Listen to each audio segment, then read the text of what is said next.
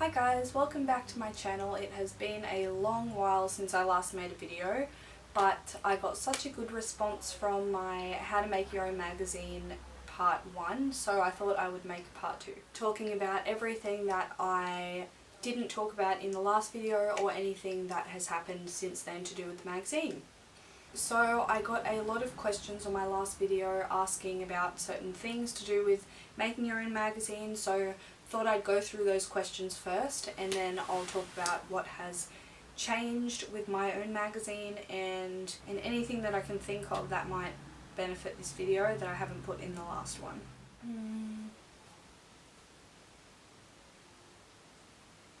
So let's just have a look first at the questions that I got on the last video. And basically that video was made, it says a year ago, so, and I did say in it that I was going to do a part 2, so I apologise for missing that. So Andy asks, have you made any other videos on this? I really need some help. Could we get in contact? And I've actually spoken with her, I believe, since that video, and I'll read that message out to you as well because that might be helpful to some other people that are looking for the same thing.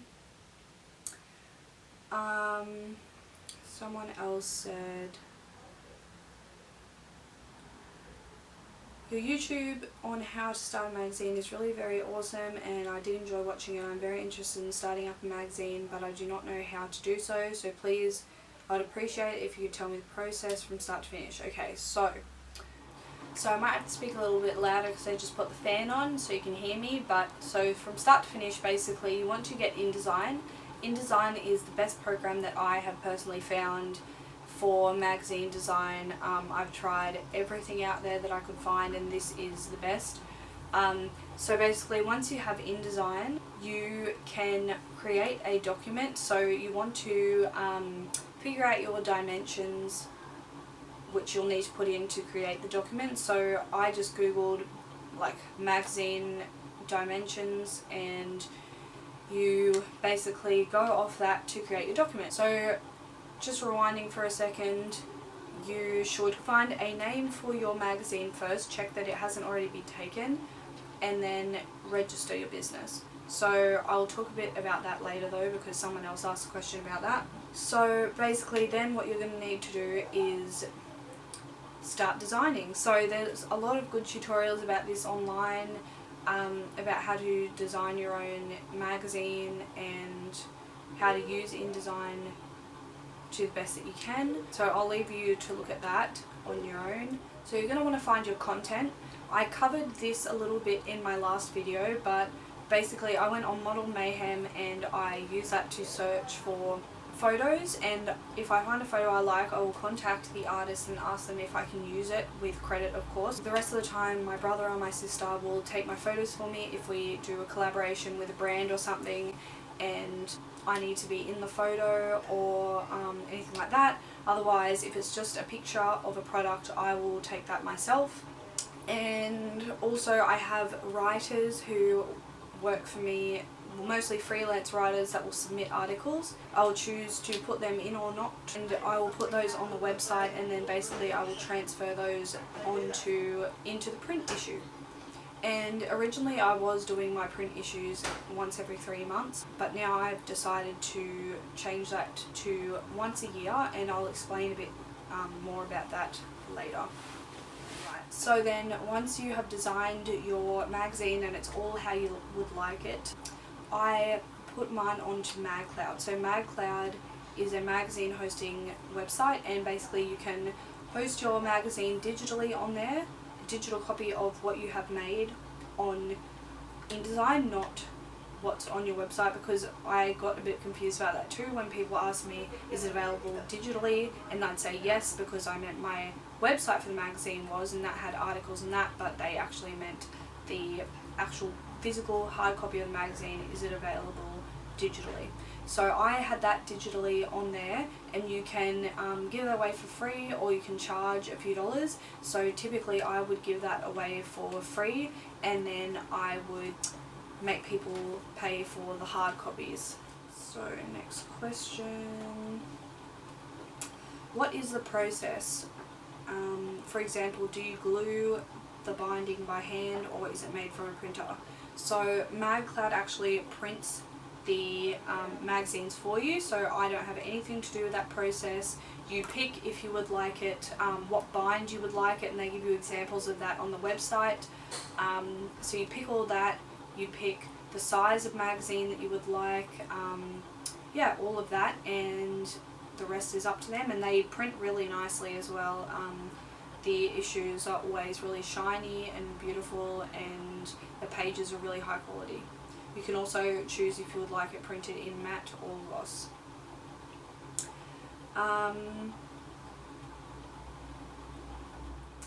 Okay, so a few people have asked about copyright.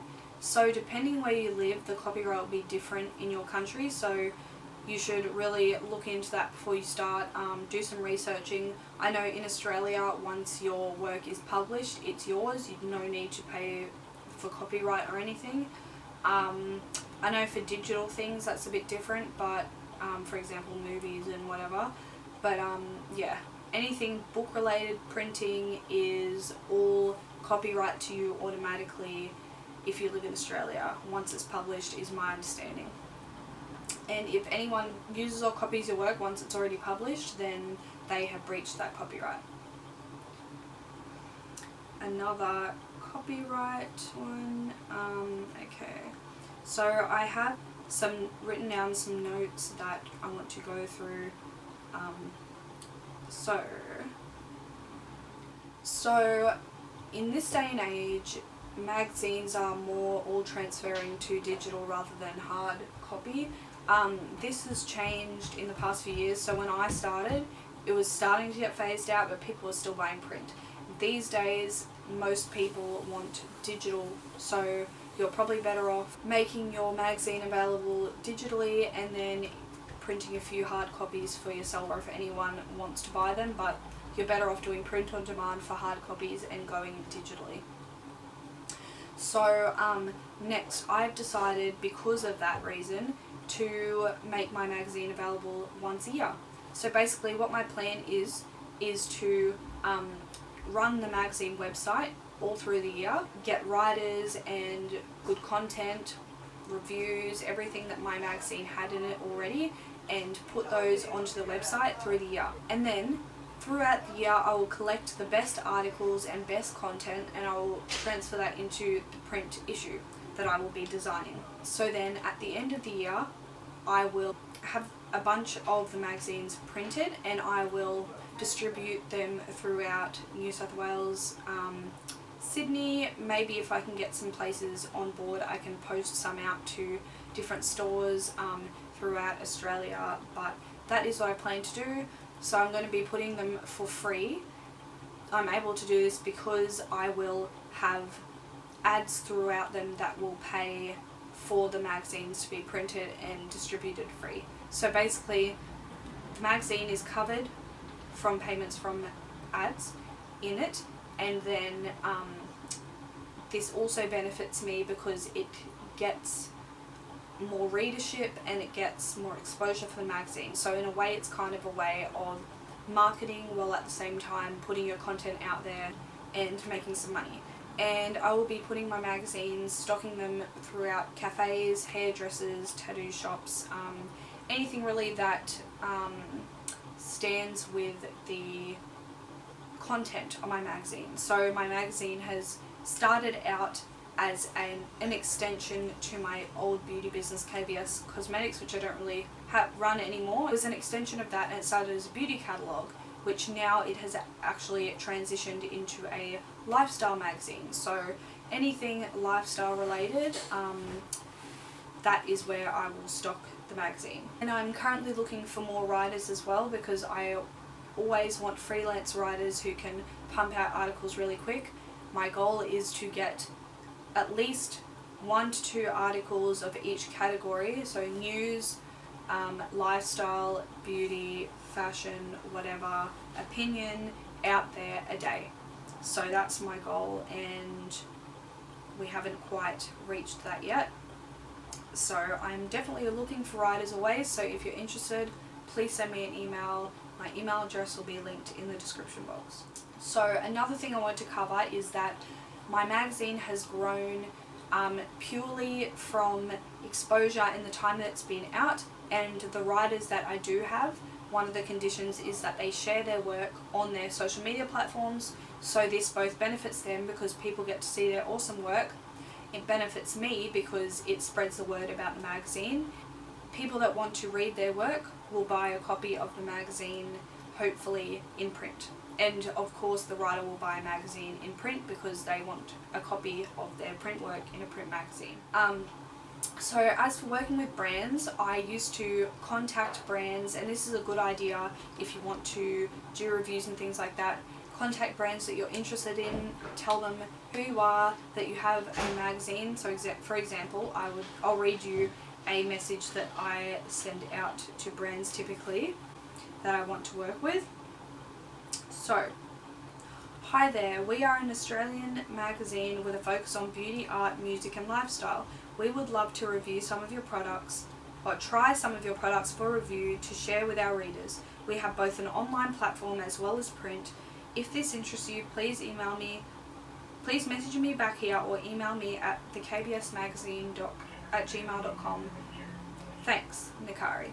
So that is what I would do typically, and I've been sending those out for quite a while to different brands I want to work with. If a brand gets back to you, great. Just roll with it.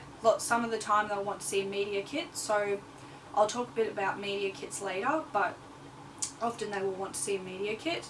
On that note, I no longer really have to send out those messages anymore unless there's a brand that I want to work with that hasn't contacted me already. But typically I've been doing it for so long and have had enough exposure with my magazine that brands will contact me and ask me if they can send me products to try. So I'll either say yes or no depending on if I'm interested in trying the product. Sometimes they're good, sometimes they're bad. If they're bad, I typically won't do a review about it, and I'll let the brand know that. But yeah, I'm also currently looking for people who would like to test beauty products, typically they're beauty or fashion, test those products and write reviews about it. So if you would like to be a beauty or lifestyle writer in KBS magazine, let me know. I actually forgot to bring the copies of the magazine to show you today, but I was going to show you copies of them, but I will record a separate video of them and just overlay it in this video. Next thing I want to talk about is iSubscribe. So that is a website subscription service that people can basically go on and buy subscriptions of your magazine. So I had a bit of success on there. They actually approached me and I hosted KBS magazine on there. I've taken a break from that now as I'm switching to yearly. iSubscribe is something to check out if you want to look for clients, as they already have customers, as they already have their own customer base. The next thing I want to mention is to have a good website. So my website will be linked down below, but a website tells a customer or brand a lot about your business. My website has a bit about the company on the front. It has a contact us section. It has a little PayPal link in case people would like to donate money to help out the magazine and help it thrive, which some people do, and I'm very grateful for that. I also have little tabs up the top which you will see when you go to the website. These take you to our Facebook page, they show our blog, they show our media kits, and I have two. I have one for the magazine and one for the podcast. So that's another thing that I will mention.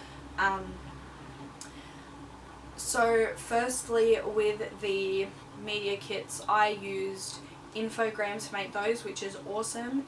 Go to Infogram, it's pretty self-explanatory. There's different templates that you can use. It's all free unless you want to go to the paid version, which has other perks. The next thing I want to mention is that we have started up a podcast, and this is a really good way to bring exposure to your magazine. So I've interviewed some big names on the podcast, which is awesome. The best way to go about that is just approach people more often than not they are willing to come onto your podcast or work with your magazine, just explain who you are, that you're a lifestyle magazine or whatever type of magazine you are, that you would want to do a podcast. And I'm going to do a whole other video on podcasting, but yeah, that's brought a lot of exposure, as again the guests on the podcast will share it when it's out, and their readers will go to listen to it, find the podcast and find the magazine. And I will be working a lot more on my podcast this year.